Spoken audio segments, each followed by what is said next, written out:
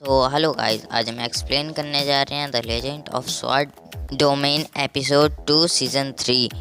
और उससे पहले मेरी आप सबसे एक रिक्वेस्ट है, कल मैंने एक ट्रेलर ब्रेकडाउन किया है मार्शल यूनिवर्स सीज़न 4 का, तो प्लीज़ उसको भी चेकआउट कर लीजिएगा, बहुत बढ़िया ट्रेलर है। तो चलिए एपिसोड को स्टार्ट करते हैं। उससे पहले आपने अगर मार्शल यूनिवर्स सीज़न 4 देखना है तो आपको इसी चैनल पे मिल जाएगा।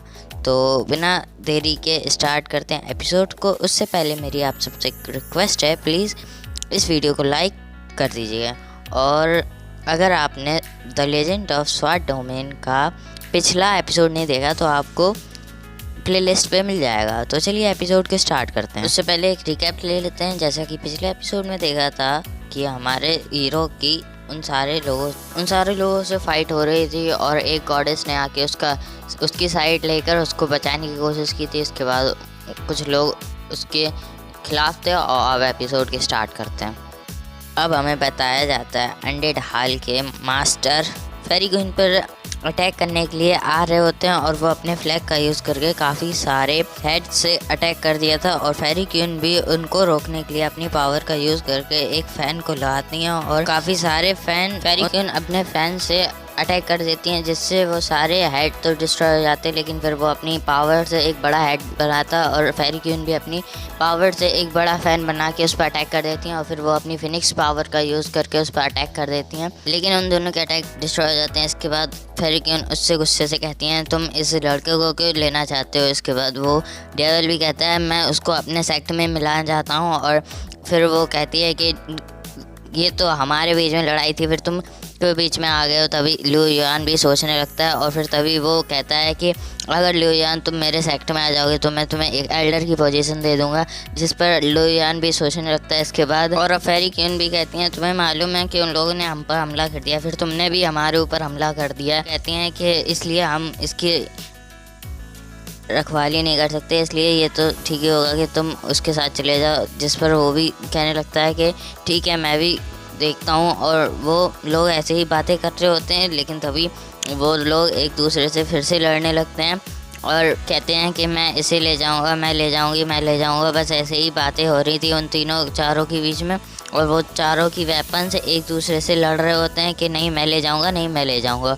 और ऐसे ही फिर वो डेविल गॉड भी अटैक करने देता है, लेकिन फिर वो गायब हो जाता है वहाँ से। और फिर वो चारों बातें करने लगते हैं वहाँ पे कि वो तो पहले ही गॉड लेवल पावर्स अचीव कर चुका है, इसलिए वो हमारे लिए भी खतरा हो सकता है। वो लोग कहते हैं कि शायद वो पहले ही गॉड लेवल अचीव कर चुका है, इसलिए वो खुद को टेलीपोर्ट भी कर पाया। इसलिए वो लोग काफ़ी ज़्यादा परेशान दिख रहे थे और लिu युआन ने भी उसे काफ़ी ज़्यादा परेशान करके रखा था। और तभी हम उसी लड़की को देखते हैं, गी युआन को देखते हैं, जो कि मन ही मन में काफ़ी ज़्यादा हंस रही थी कि ये लोग कुछ नहीं कर पाए, वो तो पहले ही भाग गया। ये चारों काफ़ी ज़्यादा बेवकूफ़ हैं, क्योंकि ये चारों अभी लड़ रहे थे और अब एक साथ बैठ के बातें कर रहे हैं।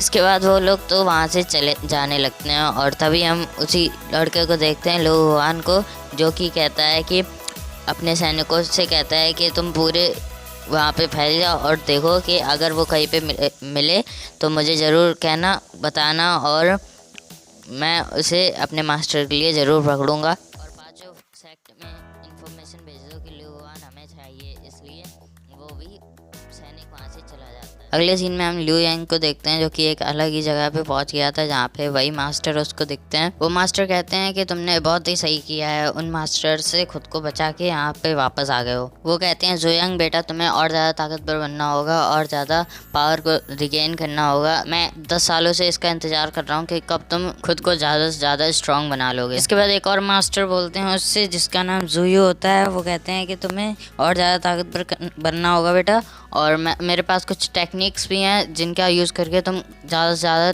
पावरफुल बन सकते हो। और हमें पता चलता है जुयांग ने इन लोगों को अपना मास्टर बना लिया और ये सब ने जुयांग को अपना डिसाइपल बनाया। और वो कहता है कि ठीक है मास्टर, जो भी आप कहेंगे उसका आज से मैं पालन करूँगा। और वहाँ पे वो एक सील बना देता है। इसके बाद हमें जुयांग को दिखाया जाता है, जो कि एक केव नुमा जगह पे आ जाता है।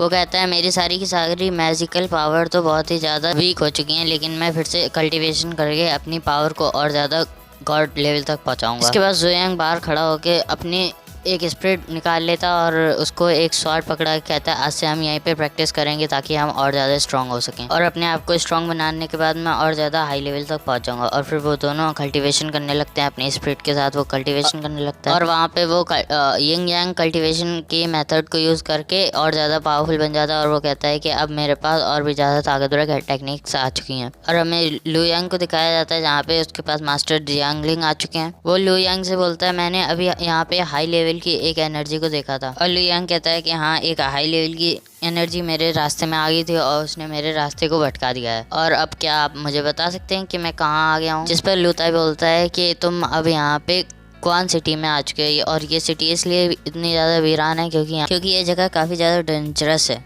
और लू ताई उसको एक जगह से दूर रहने के लिए कहता है जो कि एक खदान है, वहाँ पे अगर अभी तक पहुँच गया होता हमारा हीरो तो वो मर जाता, उनका कहना है। और यहाँ पे लू यांग ने भी कुछ बिजली कड़कती हुई देख ली थी, तो वो पूछता है क्या यही वो खदान है जिससे मुझे खुद को बचाना चाहिए। जिस पर लू यांग कहता है हाँ, यही खदान है। साथ ही साथ में लू ताई कह रहा था कि इस जगह पे बड़े से बड़े लोग भी नहीं जा पाते हैं। तो जिस पर लू यांग कहता है कि अब तो मेरी ज़िंदगी का यही मकसद है कि मैं इस जगह पे जाऊंगा। और अब लू यांग कहता है कि मैं तो कब से सोच रहा था कि मैं इस जगह पे पहुंच पाऊंगा या नहीं, लेकिन अब मैं इस जगह पे पहुंच गया हूँ। और यहाँ पे कुछ और भी लोग आ जाते हैं जो कि लू यांग का मजाक उड़ा रहे थे कि उन लोगों ने बात सुन ली थी कि लू यांग 400 सालों से पहले ही इस जगह को पार कर लेगा। तो जिस पर वही इंसान उससे बोलता है कि नहीं, ये इतना भी ज़्यादा आसान नहीं है, तो मैं ये नहीं सोचना चाहिए कि मैं कितनी जल्दी इसको पार कर लूँ, बल्कि तुम्हें ये सोचना चाहिए कि मैं आराम से इसको पार करूंगा। और इसके बाद वो कहता है कि अगर तुम्हें खुद को हेवनली गॉड लेवल तक पहुंचाना है तो तुम्हें उसके लिए काफ़ी ज़्यादा मेहनत करनी पड़ेगी। तुम ऐसे ही कहीं भी नहीं जा सकते और तुम ऐसे ही इस जगह को पार नहीं कर सकते। ये जगह इतनी ज़्यादा डेंजरस है कि इस जगह पे काफ़ी ज़्यादा बड़े बड़े लोग मारे जा चुके हैं। तभी वो लोग एक दूसरे को अपना अपना नाम बताने शुरू करते हैं और थोड़ी ही देर में उनका एक दूसरे इंट्रोडक्शन ख़त्म हो जाता है। इसके बाद लू ताई से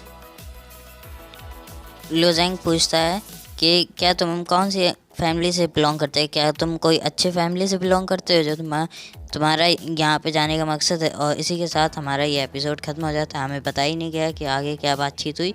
और अगर आपको ये एपिसोड पसंद आया तो लाइक शेयर सब्सक्राइब जरूर करें। और मार्शल यूनिवर्स सीज़न 4 मैं एक्सप्लेन करने वाला हूँ। जैसे ही एपिसोड आएगा आपको मेरे चैनल पे सबसे पहले मिलेगा, अगर आपने सब्सक्राइब किया है। और अगर आपने नहीं किया तो सब्सक्राइब कर लीजिए। तब तक लिए बाय बाय। मिलेंगे इसके नेक्स्ट पार्ट में या फिर मार्शल यूनिवर्स में। तब तक बाय बाय।